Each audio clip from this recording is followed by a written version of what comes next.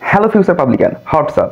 আপনাদেরকে আমি future publican বলছি এই কারণেই, কারণ আপনারা অনেকে আমাকে পার্সোনাল এসএমএস করেছেন, কল দিয়েছেন যে ভাইয়া বা স্যার খুলনা ইউনিভার্সিটি রিটেন পার্টের সাজেশন দেন, বা কোন কোন টপিক থেকে খুলনা ইউনিভার্সিটি রিটেনে প্রশ্ন আসতে পারে, স্পেশালি ইংলিশ। দেখো, যাদের মধ্যে এই ইচ্ছা আছে, প্রবল আকাঙ্ক্ষা আছে, তারাই কিন্তু দিন শেষে চান্স পায়, পাবলিকান হয়। তো যাই হোক, তোমরা জানো যে বাংলাদেশের দুইটা ইউনিভার্সিটি, একটা হচ্ছে ঢাকা ইউনিভার্সিটি আর একটা হচ্ছে খুলনা ইউনিভার্সিটি। তার আগে বলি, একটু আগে আমি আমার স্টুডেন্টের, অর্থাৎ অ্যাডমিশন ব্যাচের স্টুডেন্টের হচ্ছে এই লেকচারটা দিচ্ছিলাম, তাই মনে করলাম যে তোমাদের সাথেও শেয়ার করা উচিত, যেহেতু তোমরা বলছো।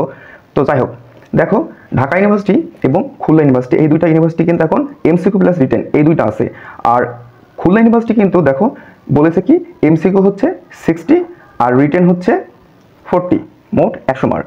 এখন দেখো, আমাদের খুলনা ইউনিভার্সিটি রিটেন পার্ট বোঝার আগে আমাদের ঢাকা ইউনিভার্সিটির বিগত সালের কিছু প্রশ্ন দেখে আমরা অ্যানালাইসিস করতে হবে। দেখো, 19-20 সেশনের প্রশ্ন এসেছে প্যারাগ্রাফ। এটা কিন্তু টেক্সচুয়াল হতে পারে, নন টেক্সচুয়াল হতে পারে, অর্থাৎ টেক্সট বুক থেকে কোনো একটা প্যারাগ্রাফ দিতে পারে, আবার কি নন টেক্সচুয়াল থেকেও প্যারাগ্রাফ দিতে পারে। তারপর দেখো, এখানে কিন্তু মার্ক হচ্ছে 10 মার্ক, ঠিক আছে। দেখো, ইংলিশে কিন্তু 20 মার্ক টোটাল, এই 20-এর মধ্যে 10 চলে যায় এখানে, তাহলে কি 50% মার্ক কিন্তু প্যারাগ্রাফে চলে যায়। এটা মাইন্ড ইট, 50% মার্ক প্যারাগ্রাফে চলে যায়। সো প্যারাগ্রাফটা ভীষণ ইম্পর্টেন্ট, আর প্রত্যেক বছর এসেছে ঢাকা ইউনিভার্সিটি। তারপর দেখি ফিল ইন দ্য গ্যাপ, এটা হচ্ছে উইথ ক্লু আসতে পারে, আবার হচ্ছে উইদাউট ক্লু আসতে পারে। তারপর কি মেক সেন্টেন্স, এটা কেমন, 5টা সেন্টেন্স মানে 5টা ওয়ার্ড দেবে, ওই 5টা ওয়ার্ড দিয়ে সেন্টেন্স করতে হবে, মিনিংফুল সেন্টেন্স কিন্তু। যেমন এম্পাওয়ারমেন্ট একটা ওয়ার্ড দিল, এই এম্পাওয়ারমেন্ট ওয়ার্ডটা দিয়ে একটা মিনিংফুল সেন্টেন্স তৈরি করতে হবে। তারপর কি হেরিটেজ, এটা দিয়েও একটা মিনিংফুল সেন্টেন্স তৈরি করতে হবে। এমন সেন্টেন্স তৈরি করা যাবে না যেখানে গ্রামাটিক্যালি বা স্পেলিং মিস্টেক করলে, আর স্পেলিং মিস্টেক তো করাই যাবে না। তারপর কি ঢাকা ইউনিভার্সিটি 21-22 সেশনের প্রশ্ন হচ্ছে ফার্স্ট অফ অল প্যারাগ্রাফ। এই প্যারাগ্রাফ কিন্তু প্রত্যেক বছর এসছে, ফের বলছি। তারপর হচ্ছে পোয়েম, মানে হচ্ছে পোয়েম, তোমাদের যে ইংলিশ ফার্স্ট পেপারে যে পোয়েমগুলো আছে, যেমন ডিম একটা পোয়েম, সেই পোয়েম থেকে কি 4টা লাইন তুলে দিল, এবং এই 4টা লাইন থেকে বলো কি এই 4টা লাইন এক্সপ্লেইন করো, ঠিক আছে। তারপর হচ্ছে মেক সেন্টেন্স, এটা প্রত্যেক বছর প্রায় আসছে। তারপর হচ্ছে দেখো 20-21 সেশনের paragraph, fill in the gap. তারপর হচ্ছে কমপ্লিটিং সেন্টেন্স, এটা কেমন, কমপ্লিটিং সেন্টেন্স তোমরা করে এসছো আই থিঙ্ক, কারণ 9-10-এ বা তোমরা হচ্ছে 8-এ কমপ্লিটিং সেন্টেন্স থেকে অনেক প্রশ্ন আসে যে 4টা বা 5টা সেন্টেন্স তুলে দেও, তারপরে 10টা লাইন লিখতে হবে, ঠিক আছে। তো এরকম করে একটা স্টোরি তৈরি করতে হবে। কমপ্লিটিং সেন্টেন্স এটা টেক্সচুয়াল হতে পারে, নন টেক্সচুয়াল হতে পারে।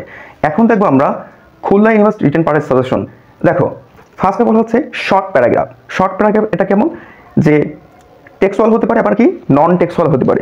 টেক্সচুয়াল কেমন, দেখো এর আগে ঢাকা ইউনিভার্সিটি প্রশ্ন এসেছে যে বঙ্গবন্ধু শেখ মুজিবুর রহমানের যে 7ই মার্চের ভাষণ, এখন তো বঙ্গবন্ধু নিয়ে কোনো ধরনের প্রশ্ন আসবে না। এমনও প্রশ্ন এসেছে যে বঙ্গবন্ধু শেখ মুজিবুর রহমানের যে কোট পরে, অর্থাৎ মুজিব কোটের বুতাম কয়টা, ঠিক আছে। তো এই যে জুলাই গণঅভ্যুত্থানের ফলে তো আর বঙ্গবন্ধু নিয়ে কোনো ধরনের প্রশ্ন আসার কথা নাই, মানে দেবে না। কি ধরনের প্রশ্ন আসবে, যে জুলাই অভ্যুত্থানের গুরুত্ব কি, ঠিক আছে। তো এটা হচ্ছে নন টেক্সচুয়ালের মধ্যে যায় কিন্তু। আর টেক্সচুয়ালের মধ্যে যে তোমাদের অ্যাডোলেসেন্স আছে, ঠিক আছে, এইরকম ড্রিম থেকে দিতে পারে, যে ড্রিম প্যারাগ্রাফ, বুঝতে পেরেছ আশা করি। তারপর হচ্ছে explain with the reference to the context, এটা কেমন, এটা হচ্ছে ব্যাখ্যা করতে হবে, অর্থাৎ উইথ রেফারেন্স দিয়ে। যেমন don't call me, I will call you, এটা কে বলেছে বলো তো, এটা বলেছে হচ্ছে নেলসন ম্যান্ডেলা, রাইট। দেখো, নেলসন ম্যান্ডেলা তার জনগণকে বলে যে ডোন্ট কল মি, আমাকে দেখুন, আই উইল কল ইউ। এটা রেফারেন্স দিয়ে ব্যাখ্যা করতে হবে যে নেলসন ম্যান্ডেলা এটা, মানে এটা এই লাইনটা কোথায় আছে, কে বলেছে, কি জন্য বলেছে, ঠিক আছে, এইভাবে। তারপর হচ্ছে ট্রান্সলেশন, অর্থাৎ ট্রান্সলেশন হচ্ছে বাংলা থেকে ইংলিশ, আবার ইংলিশ থেকে বাংলা, ঠিক আছে।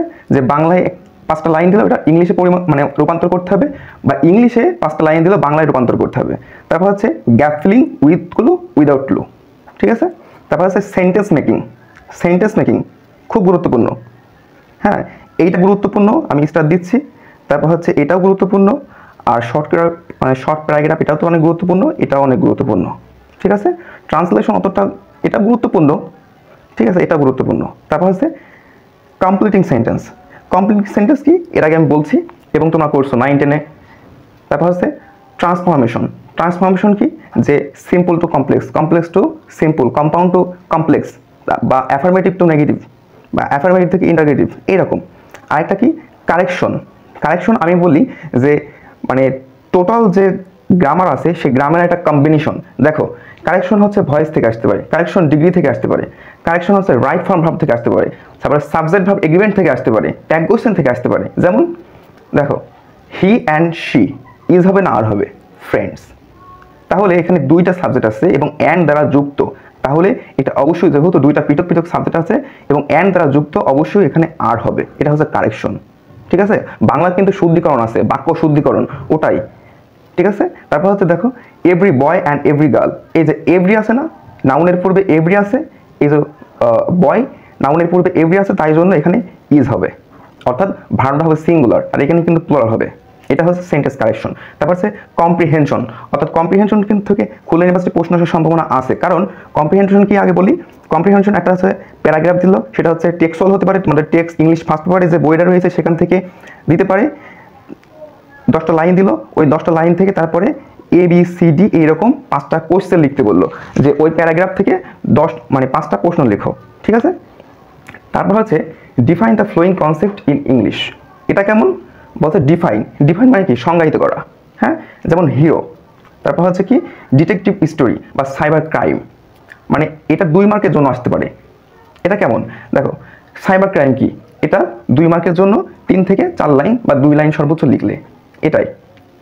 ফাইনালি একটা কথাই বলবো যে তোমাদের মূল বই অর্থাৎ যে বোর্ড বইটা রয়েছে, বাংলা প্রথম পত্র এবং সাথে সহপাঠ নাটক উপন্যাস এবং ইংলিশ প্রথম পত্র, এই 2টা বই ভালো করে পড়ো।